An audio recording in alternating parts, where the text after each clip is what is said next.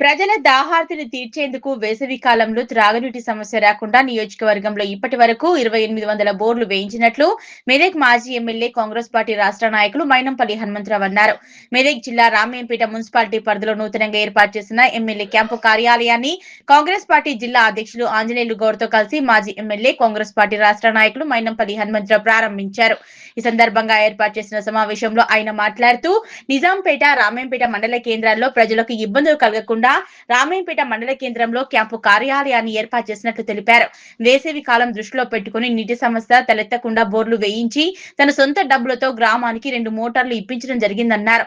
ప్రజలకు క్యాంపు కార్యాలయం ద్వారా సేవల కార్యక్రమాలు చేపట్టడం జరుగుతుందని, ఈ అవకాశాన్ని ఈ మండలాల ప్రజలు సద్వినియోగం చేసుకోవాలన్నారు. ప్రజలకు ఎలాంటి ఇబ్బందులు కలిగినా క్యాంపు కార్యాలయంలో తమ దరఖాస్తులను అందజేయాలన్నారు. రామేంపేట మున్సిపాలిటీ ఎక్కువ నిధులు తీసుకువచ్చి అన్ని రంగాల్లో అభివృద్ధి చేసేందుకు కృషి చేస్తారని, నిజాంపేట రామేంపేట మండల ప్రజలకు ఎలాంటి ఇబ్బంది కలగకుండా ఆరోగ్యకరమైన ఆసుపత్రిలో సమస్యలు ఉంటే ఎల్ఓసి అందే విధంగా ముఖ్యమంత్రి సహాయ నిధి నుంచి రావాల్సిన బిల్లులు ఉంటే క్యాంపు కార్యాలయంలో సంప్రదించాలన్నారు. ఈ కార్యక్రమంలో కాంగ్రెస్ పార్టీ జిల్లా అధ్యక్షులు Anjaneyulu Goud, Ramempeta municipal chairman Gajawada Lavanya Nagaraju, vice chairman Navaneetha Ganesh తో పాటు మున్సిపల్ కౌన్సిలర్లు, మాజీ జెడ్పీటీసీ సరాఫ్ యాదగిరి, నిజాంపేట మాజీ ఎంపీపీ సిద్దిరాములు, కాంగ్రెస్ పార్టీ మండల అధ్యక్షులు మహేందర్ రెడ్డి, బ్లాక్ కాంగ్రెస్ అధ్యక్షులు రమేష్ రెడ్డి, దేమే యాదగిరి, అమర్ సేనారెడ్డి, రాజిరెడ్డి, శ్రీధర్ రెడ్డి, 2 మండలాలకు చెందిన సర్పంచులు, ప్రజాప్రతినిధులు, కాంగ్రెస్ పార్టీ నాయకులు, కార్యకర్తలు తదితరులు పాల్గొన్నారు. ఆల్రెడీ 2800 బోర్లు మినిమం ఉంటాయి, ఎక్కువనే ఉంటాయి కానీ తక్కువ ఉంటాయి. అయినా కూడా సమ్మర్ కింద మన ఎన్నికల్లో మంచి మ్యాండేట్ ఇచ్చింది కాబట్టి, సర్పంచులు కూడా బ్రహ్మాండంగా గెలిచింది కాబట్టి ఎక్కువ ఇబ్బంది లేకుండా ఎక్కడైతే ఊర్లో అవసరం ఉందో అక్కడ బోర్లు చెప్పండి. మళ్ళీ బోర్ బండి సమ్మర్ లో పెట్టబోతున్నా. మాక్సిమం ఏప్రిల్ ఫస్ట్ వీక్ లో స్టార్ట్ అయితే ఇంపార్టెంట్ ఉన్న జాగాలో చెప్పండి. మోటార్లు మాత్రం ప్రతి విలేజ్ కు 2 మోటార్లు ఇస్తాం. అట్లా కూడా ఒక 500 మోటార్లు కావాలి. అందుకు ఎక్కువ ఇబ్బంది పెట్టకండి, సొంత డబ్బులు కాబట్టి మైనంపల్లి సోషల్ సర్వీస్ ఆర్గనైజేషన్ కి వెళ్ళి ఇంపార్టెంట్ ఉన్న జాగాలు ఎక్కడైతే మంచినీటి సమస్య ఉందో అక్కడ బోర్లు వేయిస్తాము. ప్రతి ఊరికి 2 మోటార్లు మాత్రం ఇస్తాం. ఎక్కడ అవసరం ఉందో అక్కడ యూజ్ చేసుకోండి. ఎందుకంటే విలేజ్ అందరికి అవసరం ఉండే విధంగా మీరు అంటే పార్టీలకు ఖచ్చితంగా చెప్పండి. ఎందుకంటే మంచినీళ్ళు అందరు తాగాల. వాళ్ళు మనకు ఓటు వేయని వాళ్ళు కూడా నీళ్ళు ఇచ్చే బాధ్యత మనది. అదే విధంగా మెడికల్ కి సంబంధించి చెప్తా ఉన్నాను. సర్పంచ్లకు కానీ కాంగ్రెస్ పార్టీ నాయకులకు విజ్ఞప్తి చేస్తా ఉన్నా, హాస్పిటల్ ఇష్యూకి వస్తే వారు ఏ పార్టీ వాళ్ళని ఉండని బీద వాళ్ళు ఉంటే డెఫినెట్ గా వాళ్ళని మీరు కోఆపరేట్ చేయాలి. ఎందుకంటే ఒకసారి వాళ్ళకేస్తారు ఓటు, మళ్ళీ వాళ్ళు నచ్చకపోతే మళ్ళా మనకేస్తారు. వెయ్యని వాళ్ళు కూడా తప్పకుండా వేస్తారు. కాబట్టి హాస్పిటల్ ఎల్ఓసి ఇటువంటి సీఎం రిలీఫ్ ఫండ్ ఏదైనా ఉండని పార్టీ వాళ్ళు అవసరమైతే వాళ్ళు మీ దగ్గర రాకుండా బీద వాళ్ళు ఉంటే మీరే వెళ్ళండి. వెళ్ళి మీకు ఏం బాధ ఉంది చెప్పండి అని చెప్పి కనుక్కోండి. సర్వీస్ ఎప్పుడు కూడా మనకు దాని రిటర్న్స్ ఉంటాయి. మనం చేసే కార్యక్రమాలు బట్టి మనకు తెలియకుండా రిటర్న్స్ వస్తాయి. అది దేవుడు చూసుకుంటాడు. మనం సర్వీస్ ఇచ్చే బాధ్యత మనది. వేరే ఇష్యూలకు వస్తే నో ప్రాబ్లం. ఇళ్ల విషయానికి వచ్చిన బీద వాళ్లకు వాళ్ళు ఏ పార్టీకి ఓటు వేసిన వాళ్ళైనా కూడా ఇల్లు లేని వాళ్ళకి బీద వాళ్ళకి హెల్ప్ చేయండి. మెడికల్లో ఇది మన రాజుగారు కానీ ఇక్కడ ముఖ్య నాయకులందరూ కూడా మీరు గైడ్ చేయండి. అక్కడ గ్రూపులు లేకుండా, గ్రూపులు ఉంటే ఏం నష్టం అవుతుందంటే బయట వాళ్ళు అవసరం లేదు. మొన్న కూడా ఇక్కడ మున్సిపల్ లో చూసినాం, కొంతమంది మన వాళ్ళ వల్లనే ఓడిపోవడం జరిగింది. ఇటువంటి సిస్టమ్ కు మంచిది కాదు. ఇవాళ నిన్నోడు కొట్టే అవకాశం ఉంటే రేపు నిన్ను నీ మీద పాకుంటుంది, మళ్ళీ దాన్ని రిటర్న్స్ ఉంటాయి. అందుకు అలాంటిది పెట్టుకోకండి. పార్టీ అన్నప్పుడు పార్టీకి కట్టుబడి ఉండాలి. సర్వీస్ కాడికి వస్తే let them be any party, ఏ పార్టీకి అయినా పర్వాలేదు, వాళ్ళకి మనం సర్వీస్ ఇస్తాం. ఎందుకంటే మనం రూలింగ్ లో ఉన్నాం, మనం పవర్ లో ఉన్నాం.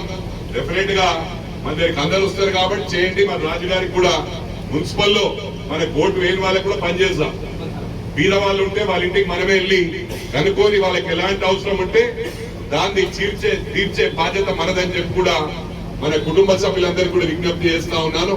కొన్ని ఎన్నికల్లో బ్రహ్మాండంగా పనిచేసిన వాళ్ళందరూ కూడా నా గుండెలనే ఉంటారు.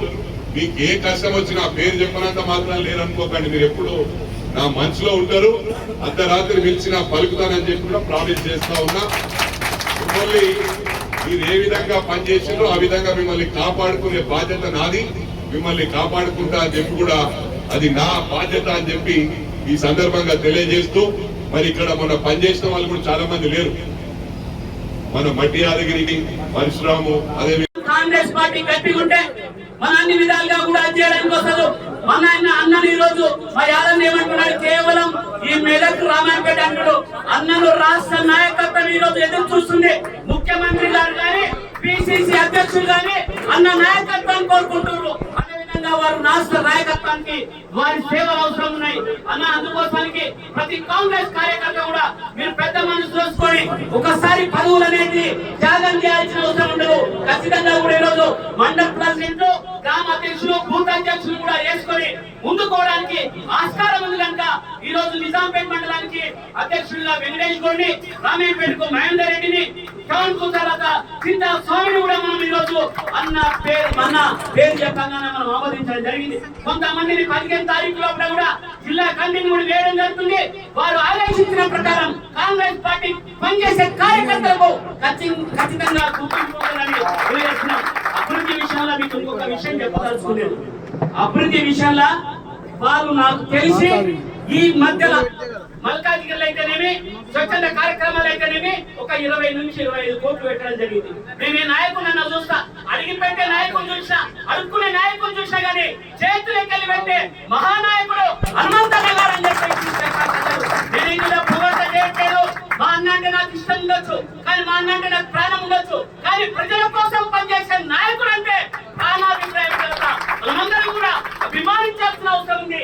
ఇంత డబ్బు వెచ్చించి ఖర్చు పెట్టే నాయకుడు హనుమంతన్న. అందుకోసానికి నేను ఎప్పటి నుంచి విజ్ఞప్తి చేయదలుచుకున్నా, నియత్తు బరకత్ ఉండదు. బరకత్ ఉంటే నియత్ ఉండాలా, నియత్ ప్రకారం ఉండదు. ఎవడు బొంద బాగుంటాడో వాడు బొంద పెట్టుకుంటున్నాడు, మీరు చూస్తున్నారు. దయచేసి వారి గాలిలో పడకుండా కాంగ్రెస్ పార్టీ నాయకత్వాన, హనుమంతన్న గారి నాయకత్వాన కాంగ్రెస్ పార్టీ స్థానిక సంస్థ ఎలక్షన్ లో ఎంపీటీసీ అయితేనేమి, జడ్పీటీసీ ఎలక్షన్ లో ముందు గెలిపించాలని కోరుకుంటున్నాం. ఎవరైతే పనిచేస్తున్నారో వారికి ఖచ్చితంగా గుర్తింపు ఉండదు. కోఆప్షన్ ద్వారా కానీ, కోఆపరేట్ ద్వారా కానీ, ఇంకా రాష్ట్ర స్థాయిలో కూడా వారు చెప్పిందే తడు. వారు చెప్పితే ఖచ్చితంగా కూడా వారి ఎట్టి పరిస్థితుల్లో కూడా వారి మాట గౌరవించారు.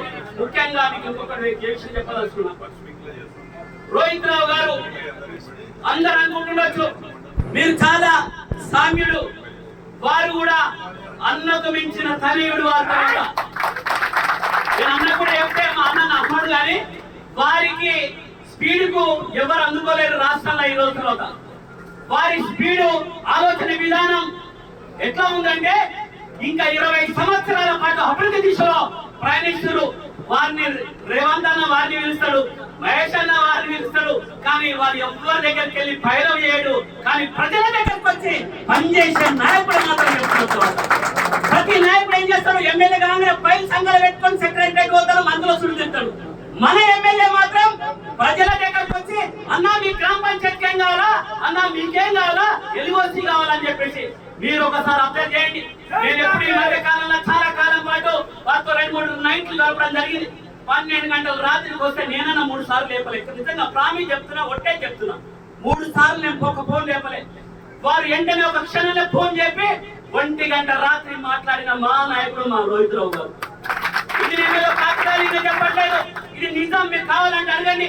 నేను అడిగినా, నేను ఫోన్ లేపలేదు, నువ్వు ఎట్లా లేపిన పైసా పట్టినంటే అన్న ఇది హాస్పిటల్ ఉంటుంది, 12 గంటలకు చేసిన నాకు హాస్పిటల్లో చేస్తున్నారు. నిజంగా కూడా హాస్పిటల్. మళ్ళీ నేను చేసేట్టు సారీ ఎమ్మెల్యే గారితో మాట్లాడుతుంటే అందుకోసానికి లేపాలంటే ఎమ్మెల్యే చేసిందని అందుకోసానికి అంటే మీరు ఒకసారి అర్థం చేసుకోవాల్సిన అవసరం ఉందని చెప్తున్నారు. వాళ్ళు కార్యకర్తల కోసానికి, పేదోడు కోసానికి పనిచేసే మన నాయకులను మనం కాపాడుకుంటే 10 కాలాల పాటు వాళ్ళు చల్లగా ఉంటే మనలాంటి పేద ప్రజలకు అవసరం ఉంటుందో కాంగ్రెస్ పార్టీకి అవసరం ఉందని చెప్పగానే మనం అందరం కూడా ఒప్పుకోవాల్సిన అవసరం ఉంది. అందుకోసానికి కాంగ్రెస్ పార్టీ నాయకత్వాన వచ్చేసారి బంపర్ మెజారిటీతో మెదక్ జిల్లాలో మొట్టమొదటి సీటు, ఏకైక సీటు ఏదైనా గెలుస్తుందంటే అది మెదక్ సీట్ అని చెప్తున్నా. అందుకోసానికి మీరందరూ కూడా కాంగ్రెస్ పార్టీ నాయకత్వం